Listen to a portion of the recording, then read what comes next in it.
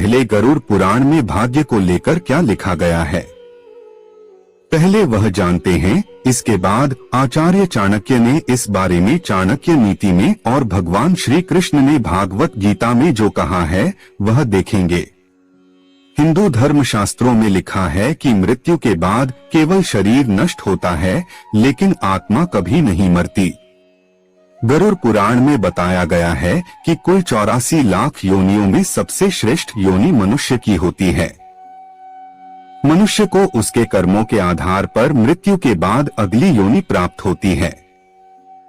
इसका अर्थ हुआ कि मृत्यु के बाद आपका जन्म किस योनि में होगा यह पहले से ही निर्धारित है, अर्थात आप अपने जीवन में जिस तरह का कर्म करेंगे मृत्यु के पश्चात उसी के आधार पर ही आपका अगला जन्म होगा। गरुड़ पुराण के अनुसार ऐसा व्यक्ति जो धर्म वेद पुराण जैसे धार्मिक ग्रंथों का अपमान करता है, ईश्वर में विश्वास नहीं रखना और उनको अपशब्द कहता है, ऐसे नास्तिक व्यक्ति का अगला जन्म कुत्ते की योनि में होता है। जो लोग मित्र के रूप में शत्रु बने रहते हैं, पीठ पीछे धोखा देते हैं, उनका अगला जन्म इस धरती पर गिद्ध के रूप में होता है। अर्थात गरुड़ पुराण के अनुसार मनुष्य के द्वारा इस जीवन में जो कर्म किए जाते हैं उस आधार पर उसका अगला जीवन और उस नए जीवन में मिलने वाले कष्ट व्यक्ति के जन्म से पहले ही निर्धारित हो जाते हैं। दोस्तों, आचार्य चाणक्य के अनुसार व्यक्ति अपने कर्मों से अपनी मृत्यु को भी प्रभावित कर सकता है। आचार्य चाणक्य ने चाणक्य नीति के श्लोक में बताया है कि किसी भी मनुष्य के भाग्य की 5 चीज मां के गर्भ में ही तय हो जाती है। अर्थात इस धरती पर रहने वाले हर एक देहधारी प्राणियों की आयु, कर्म, धन, संपत्ति, विद्या और मृत्यु का समय, यह 5 चीज उसके भाग्य में इस समय लिख दी जाती हैं जब वह अपनी मां के गर्भ में होता है। आचार्य चाणक्य के अनुसार किसी भी शिशु की आयु मां के गर्भ में ही तय हो जाती है। बच्चा अल्पायु होगा या दीर्घायु इस संसार में आ पाएगा या नहीं, यह सब मां के गर्भ में ही तय हो जाता है। आचार्य चाणक्य के अनुसार हर व्यक्ति को अपने कर्मों के हिसाब से सुख दुख भोगना पड़ता है। यह कर्म सिर्फ वर्तमान की नहीं बल्कि पिछले जन्म के भी होते हैं। लाखों प्रयास के बाद भी आपके अच्छे और बुरे का फैसला आपके कर्मों के आधार पर ही होता है। इस श्लोक के अनुसार मां के पेट में ही यह निर्णय हो जाता है कि बच्चों के भाग्य में धन लाभ है या नहीं, बच्चा कहां तक पढ़ेगा, विद्या ग्रहण कर ली तो उसका सदुपयोग जीवन में कितना कर पाएगा। यह सभी बातें मां के गर्भ में ही तय हो जाती हैं। दोस्तों, आचार्य चाणक्य के अनुसार मनुष्य के जीवन में लगभग 1 बार मृत्यु का योग बनता है, जिसमें 1 बार काल मृत्यु और बाकी अकाल मृत्यु होती है। अकाल मृत्यु को कर्म और भोग से बदला जा सकता है, लेकिन काल मृत्यु को बदला नहीं जा सकता। दोस्तों, अब जानते हैं कि इस विषय में भगवान श्री कृष्ण ने गीता में क्या कहा है। दोस्तों, गीता में श्री कृष्ण ने बताया है कि मनुष्य का भाग्य किन चीजों से तय होता है। कि गीता के अनुसार मनुष्य अपने भाग्य का निर्माण खुद करता है। आज जीवन के हर एक कदम पर हमारी सोच, हमारा व्यवहार और हमारे कर्म ही हमारा भाग्य निर्धारण करते हैं।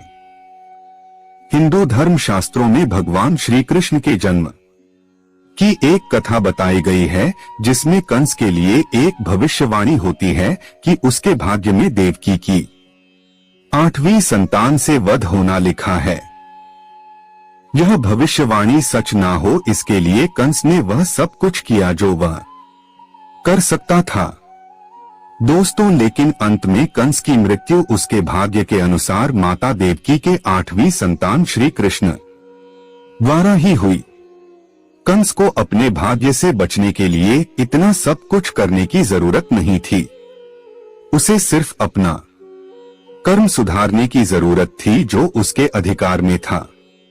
अगर वह अधर्म छोड़कर धर्म के मार्ग पर आगे बढ़ गया होता तो हो सकता है भगवान न उसे क्षमा दान दे देते। लेकिन न वह अधर्म के मार्ग पर ही आगे बढ़ता गया और उन्हीं पाप कर्मों के कारण खुद ही मृत्यु को प्राप्त हुआ। दोस्तों, सनातन धर्म शास्त्रों और पुराणों के अनुसार केवल कंस ही नहीं, इस संसार में जन्म लेने वाले हर प्राणी का भाग्य जन्म से पहले ही निश्चित होता है। कोई व्यक्ति कब जन्म लेगा, क्या करेगा और अपना पूरा जीवन कैसे व्यतीत करेगा, यह सब कुछ उसके जन्म से पहले ही निर्धारित होता है। इसके अनुरूप ही उसका अगला जन्म होता है, लेकिन इसका अर्थ यह नहीं है कि हम सब कुछ भाग्य पर ही छोड़ दे, क्योंकि भाग्य भी कर्म से बदला जा सकता है। हिंदू धर्म में भाग्य को प्रारब्ध कहते हैं। प्रारब्ध का मतलब है कि हमारा वर्तमान जीवन पिछले जन्मों में संचित किए गए सकारात्मक या नकारात्मक कर्मों का फल है। हिंदू पुराण कहते हैं कि हमारा भाग्य हमारे पिछले कर्मों से बनता है, परंतु यही भाग्य वर्तमान कर्मों से भी प्रभावित होता है। इसलिए हमें अपने कर्मों को सुधारने का प्रयास करना चाहिए और साथ में अपने भाग्य को भी स्वीकार करना चाहिए। जो अपने कर्म पर अपने भाग्य से ज्यादा विश्वास करता है, ईश्वर उनके कर्म को ही नीति में बदल देते हैं। दोस्तों, इस दुनिया में कर्म को मानने वाले लोग कहते हैं भाग्य कुछ नहीं होता, और भाग्यवादी लोग कहते हैं किस्मत में जो कुछ लिखा होगा वही होकर रहेगा। पर क्या आपने कभी सोचा है कि कर्म और भाग्य में श्रेष्ठ कौन है? भाग्य और कर्म में से कौन ज्यादा महत्वपूर्ण होता है? यह एक बहुत ही विवादास्पद और व्यक्तिगत प्रश्न है। दोस्तों, भाग्य और कर्म को अच्छे से समझने के लिए पुराणों में एक कहानी का उल्लेख मिलता है। एक बार देवर्षि नारद जी बैकुंठ धाम गए। वहां उन्होंने भगवान विष्णु का नमन किया। नारद जी ने श्रीहरि से कहा, प्रभु, पृथ्वी पर अब आपका प्रभाव कम हो रहा है। धर्म पर चलने वालों को कोई अच्छा फल नहीं मिल रहा, जो पाप कर रहे हैं उनका भला हो रहा है। तब श्रीहरि ने कहा, ऐसा नहीं है देवर्षि, जो भी हो रहा है सब नीति के जरिए हो रहा है। नारद बोले, मैं तो देखकर आ रहा हूँ, पापियों को अच्छा फल मिल रहा है और भला करने वाले, धर्म के रास्ते पर चलने वाले लोगों को बुरा फल मिल रहा है। भगवान ने कहा, कोई ऐसी घटना बताओ। नारद ने कहा, अभी मैं एक जंगल से आ रहा हूँ। वहां एक गाय दलदल में फंसी हुई थी। कोई उसे बचाने वाला नहीं था। तभी एक चोर उधर से गुजरा। गाय को फंसा हुआ देखकर भी नहीं रुका, वह उस पर पैर रखकर दलदल लांघकर निकल गया। आगे जाकर चोर को सोने की मोहरों से भरी एक थैली मिली। थोड़ी देर बाद वहां से एक वृद्ध साधु गुजरा। उसने उस गाय को बचाने की पूरी कोशिश की। पूरे शरीर का जोर लगाकर उस गाय को बचा लिया, लेकिन मैंने देखा कि गाय को दलदल से निकालने के बाद वह साधु आगे गया तो एक गड्ढे में गिर गया। प्रभु, बताइए यह कौन सा न्याय है? नारद जी की बात सुन लेने के बाद प्रभु बोले, यह सही ही हुआ। जो चोर गाय पर पैर रखकर भाग गया था, उसकी किस्मत में तो एक खजाना था, लेकिन उसके इस पाप के कारण उसे केवल कुछ मोहरें ही मिली। वहीं उस साधु को गड्ढे में इसलिए गिरना पड़ा क्योंकि उसके भाग्य में मृत्यु लिखी थी, लेकिन गाय को बचाने के कारण उसके पुण्य बढ़ गए और उसकी मृत्यु एक छोटी सी चोट में बदल गई।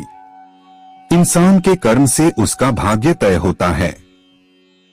इंसान को कर्म करते रहना चाहिए, क्योंकि कर्म से भाग्य बदला जा सकता है। दोस्तों, यानी कि पुराणों के अनुसार भाग्य और कर्म में कर्म को श्रेष्ठ माना गया है, क्योंकि भाग्य पर हमारा कोई नियंत्रण नहीं होता, परंतु कर्म पर होता है। कर्म से हम सब कुछ हासिल कर सकते हैं। दूसरे शब्दों में कहें तो कर्म फल ही भाग्य है, कर्म से ही भाग्य का निर्माण होता है। इसीलिए कर्म को ही श्रेष्ठ माना गया है।